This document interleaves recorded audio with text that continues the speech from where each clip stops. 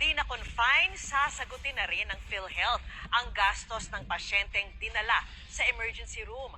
At sakto ngayong dumarami ang kaso ng dengue, ang pagtaas din ng PhilHealth benefit package para riyan. Nakatutok si Mark Salazar. Biktima ng hit and run ang apo ni Marilyn Sionco, kaya isinugod sa ospital. Buti na lang doon sa CT scan tsaka sa x-ray, wala naman damage yung bata. 8,300 pesos din ang inabot ng bill nila kahit outpatient at hindi naman na-confine ang bata. Sa bagong facility-based emergency package ng PhilHealth, kahit hindi ka na-confine, ay may makukuhang benepisyo mula sa PhilHealth. Itong pong February 14, nagsimula na rin po yung tinatawag nating bagong package for emergency care packages. Ito po is yung kung ang isang pasyente or isang miyembro ng PhilHealth ay nadala sa isang emergency room, nagkaroon po ng mga gamutan, pero hindi po sila na-confine. Nagstay lang sila sa emergency room ng mga 3 hours or 4 hours, tapos pinauwi na ulit. So kung ikaw ay dengue suspect at nadala sa ER, meron ka na rin po ngayong bagong benepisyo na makukuha. Hindi lang po for confinement. Sakto, dahil marami raw nag-aalala sa pagtaas ng dengue cases sa Metro Manila. Sa check-up pa lang, mahal na. Magpatingin po sa either sa consulta provider or pwede po kayong pumunta sa ER at may benepisyo pong makukuha galing sa PhilHealth, or kung kinakailangang ma-confine ay mayroon pa rin pong benepisyo na makukuha sa PhilHealth. Itinaas na rin daw ng PhilHealth ang benefit package nila sa dengue. Ang ating coverage for dengue mild or dengue fever ay from 10,000, ngayon po ang coverage natin is 19,500. Yun naman pong ating dengue severe or yung dengue hemorrhagic fever, ang coverage na po natin ngayon is from 16,000 to 47,000 pesos. At ito po ay makukuha ng bawat Pilipino na miyembro ng PhilHealth sa atin pong mga accredited public and even private facilities. Ang 17-year-old na anak naman ni Melchor may bato sa gallbladder.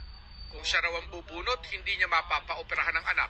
Yung naririnig ko doon sa mga ibang bed, mga halimbawa, 5 araw lang, nasa 60 plus eh. Ilang araw na kayo?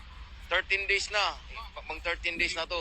Pero bago kami inakyat sa sa admission, pinasikaso muna namin yung PhilHealth ko.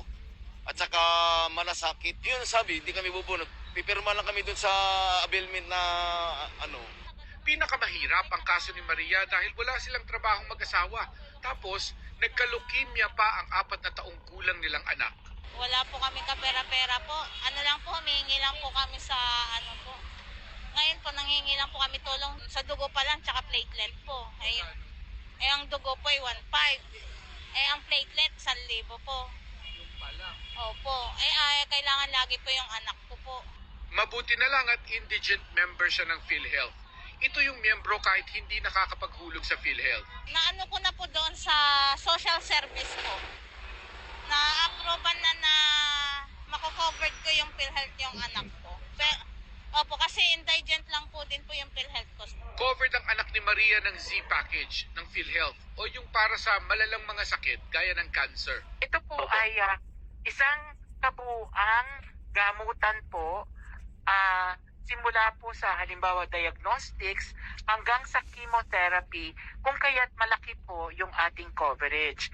Now, ang pamamaraan po ng pagbabayad natin dito ay by tranches in order to make sure na ang pasyente ay patuloy na nagpapagamot at patuloy na nabibigyan ng gamutan ng ating mga providers. So out of the 500,000 pesos po ay ang unang tranche ng pagbabayad natin is 300,000 pesos. Pangalawa pong tranche ng pagbabayad natin is 125,000 pesos, and the 75,000 pesos to complete the 500,000.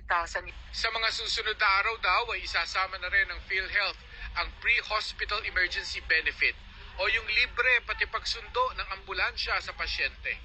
Para sa GMA Integrated News, Mark Salazar, nakatutok. 24 oras.